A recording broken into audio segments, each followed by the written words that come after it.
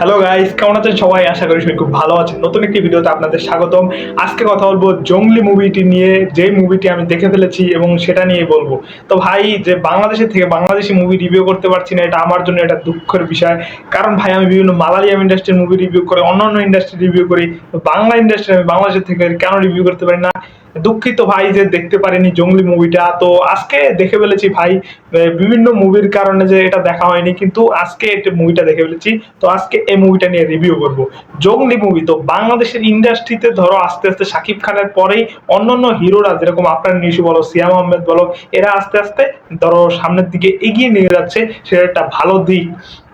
এবং সিয়াম আহমেদ এই মুভিটাতে কিরকম অ্যাক্টিং করেছে বা কেমন কাহিনী হয়েছে সেটাও বলবো, কিন্তু আমি স্পয়লার দিব না ভাই। তোমরা অনেকে হয়তো বা দেখোনি, এই মুভিটা 2025 সালে এসেছিল, তো নাও দেখতে পারো। তো ভাই, এই মুভিটার কাহিনী বলতে গেলে যে সিয়াম আহমেদ এই মুভিতে আর কি যে একজন, যে বেকারত্ব মানে যে ওরকম একটা ক্যারেক্টার প্লে করে, সে পুরো হতাশাগ্রস্ত ওরকম ভাবে, যে তার বাবা আছে, তার বাবা তাকে একটা, যে তার মা মারা যায়, তখন তার বাবা তার উপরে যে ইয়াতে দোষ চাপা দিয়ে দেয় যে তিনি তার মাকে মেরে ফেলেছে, সেটাই দোষ চাপা দেয়। এবং সেই ধরো এই প্রেশার, তারপর বলো যে তার চিন্তা একবারে পুরো অবস্থা খারাপ হয়ে যায়, মানে যে পুরো অর্ধেক পাগল হয়ে যায় ভাই এরকম।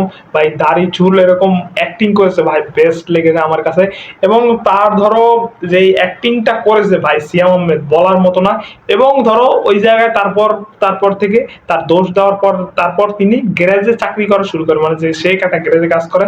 তারপরে তার জীবনে আসে একটা ছোট আর কি মেয়ে চলে আসে তার জীবনে, এবং সেই ছোট মেয়েটাকে সে বাঁচার জন্য কি করে, এবং সেই মেয়েটা কে এবং কি জন্য এরকম করে, সেটাই তুমি এই মুভিতে দেখো। এবং আরেকটা কথা আর কি, এই মুভিতে স্টারিং আছে এই সিয়াম আহমেদ এবং বুবলি, যে এই মুভিতে হিরোইন।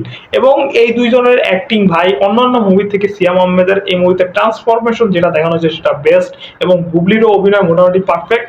মুভিটা ধরো যে যেটা পোর্ট্রে করতে চেয়েছে সেটা ভালো মতো পোর্ট্রে করার চেষ্টা করেছে এবং দেখানোর সফল হয়েছে। মুভিটাতে বিজিএম বলো, মিউজিক বলো, একেবারে পারফেক্টলি ভাবে ম্যাচ করেছে।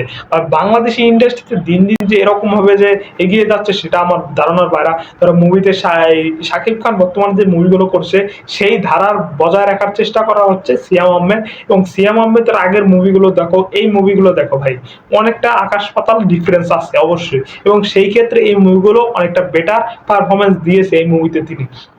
এবং লাস্টের ক্লাইম্যাক্সটা মোটামুটি ঠিক আছে ভাই। মুভি ধরো গল্পে সিম্পল, কিন্তু মুভিটাতে বিভিন্ন টুইস্ট বলো এবং বিভিন্ন ধরো যেগুলো দেখানো হয়েছে সিনগুলো, সেটা অস্থির লেগেছে আমার কাছে। মুভির অ্যাক্টিং বলো, বিজিএম বলো, কালার গ্রেডিং বলো, মুভিতে ধরো বিভিন্ন সাইড যেগুলো দেখানো হয়েছে সব অস্থির লেগেছে আমার কাছে।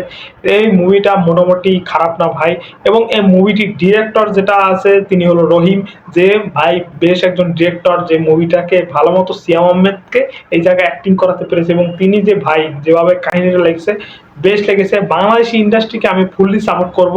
এবং ভাই আমি অবশ্যই মুভিটা দুঃখিত যে মুভিটা দেখতে পারিনি, কিন্তু ভাই আমি দেখে খুব মজা পেয়েছি ভাই। অবশ্যই তোমরা যারা দেখোনি বাংলাদেশি হিসেবে, অবশ্যই এই মুভিটা দেখো, একবার চান্স দেওয়া উচিত ভাই। এরকম মুভি অবশ্যই আমাদের সাপোর্ট করা উচিত, তাহলেই আমরা বলিউডের মতো মুভি এবং অন্য সাউথ ইন্ডাস্ট্রির মুভি মতো সাসপেন্স থ্রিলার মুভিগুলো, অ্যাকশন সাইড মুভিগুলো সব আমরা টক্কর দিতে পারবো, এবং আমাদের ইন্ডাস্ট্রি আর বড় হতে পারবে। তো আজকে এই পর্যন্তই। তো তোমরা এই মুভিটি একবার অন্তপক্ষে দেখতে পারো। তো আজকে এই পর্যন্তই, সবাই ভালো থাকবে।